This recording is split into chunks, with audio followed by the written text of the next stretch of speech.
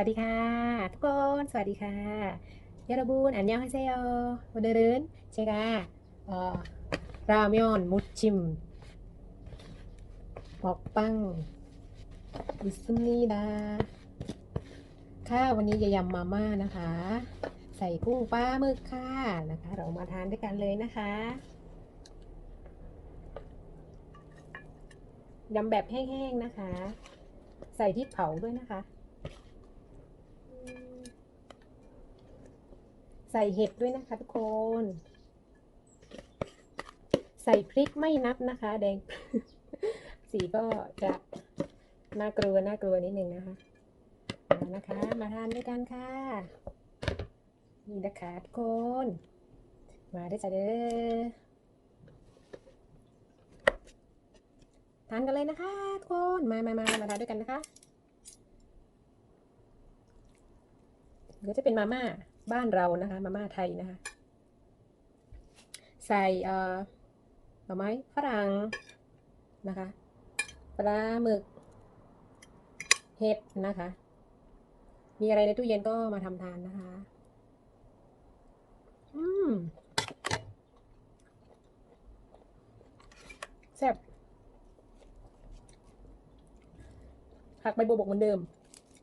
ถั่วฝักยาวพริกหวานมากเกลือค่ะไม่รู้จะเข้ากันหรือเปล่านะคะทุกคนก็กินวนไปนะคะกินวนไปค่ะทุกคน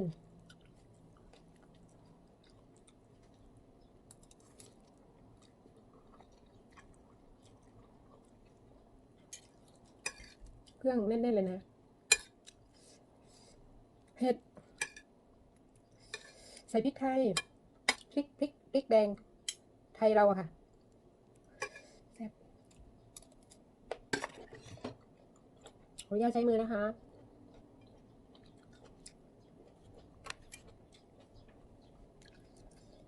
ก็เข้ากันอยู่นะคะ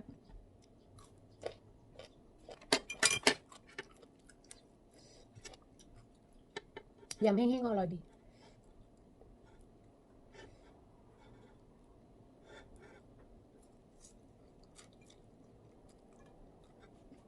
อืม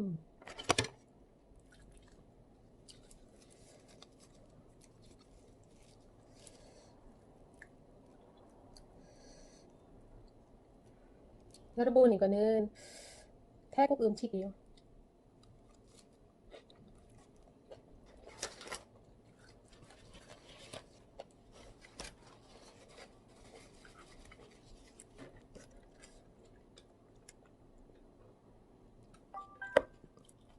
ตบท้ายทุกคนล่านิดนึงนะคะปกติไม่ค่อยกิน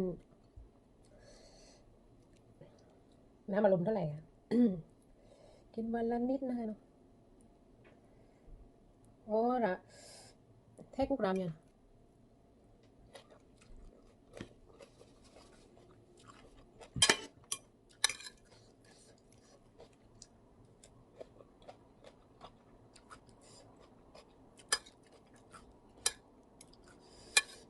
นี่ไม่ได้ใส่มะเขือเทศนะคะมะเขือเทศหมด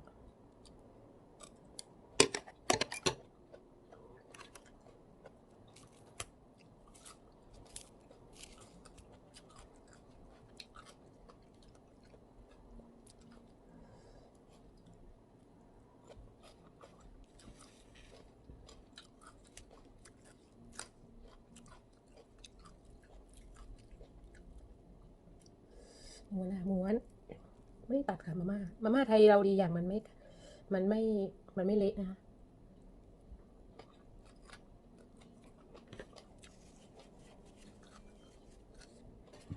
มาม่าเกาหลีก็เป็นบางยี่ห้อนะคะเละค่ะ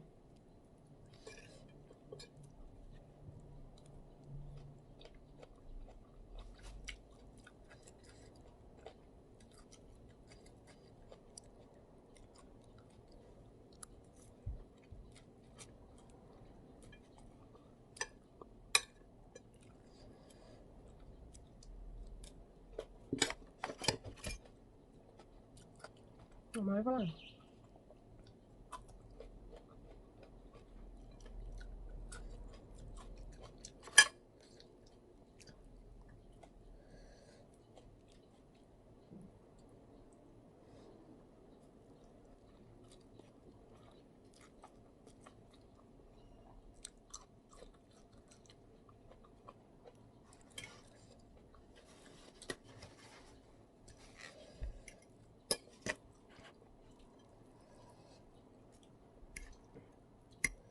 ชอบกลิ่นหอมมากเลยใส่เยอะ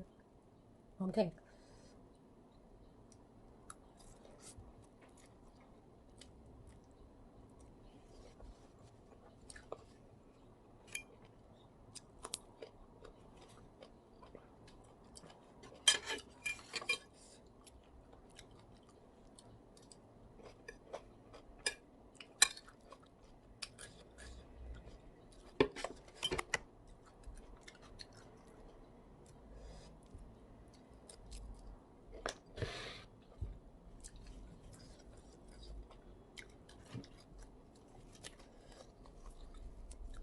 ใบบัวบกกินอะไรกินกับอะไรก็แซ่บนะคะเนาะ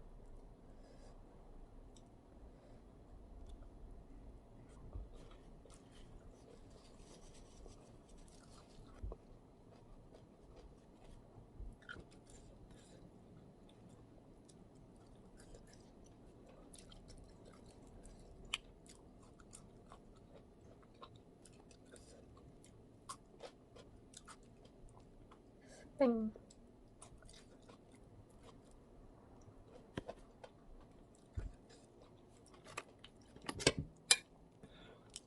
เผ็ดมากๆ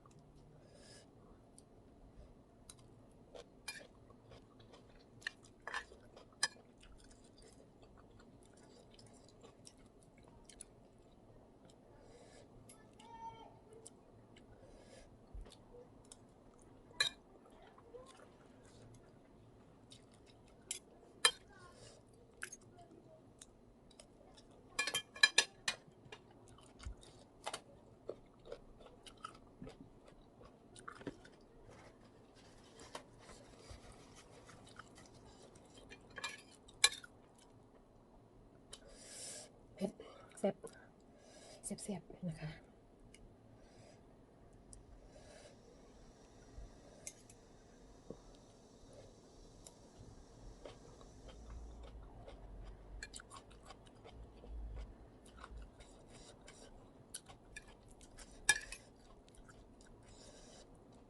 เออ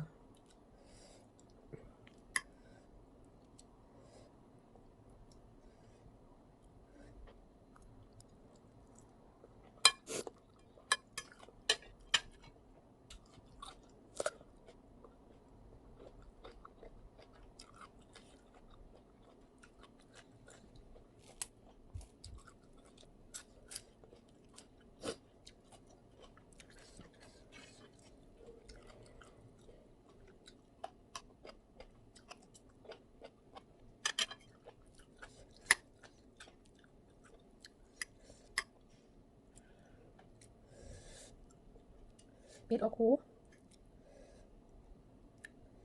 โอ้ยาวมาก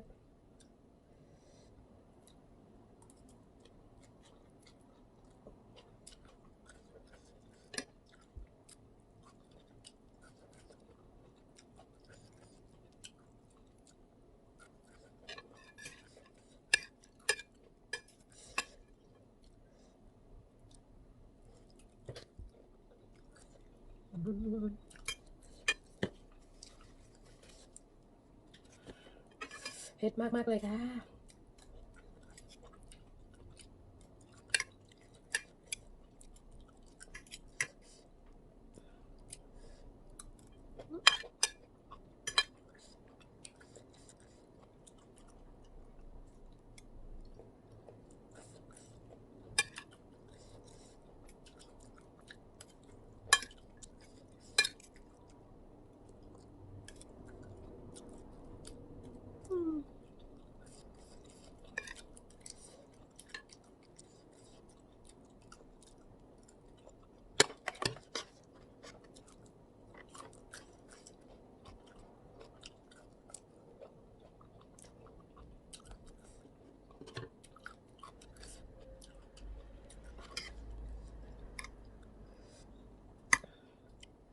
กินเผ็ดเยอะสิวขึ้นเลยนะ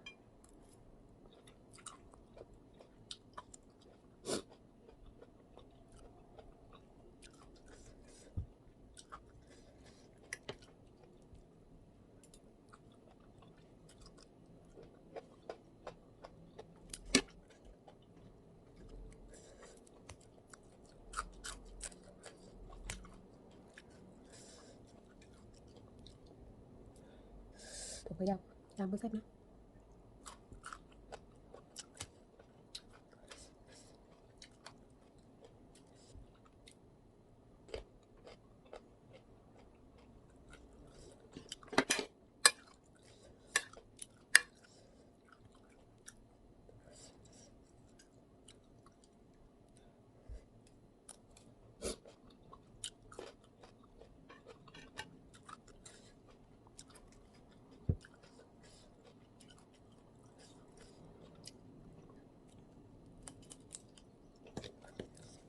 เผ็ดมากทุกคน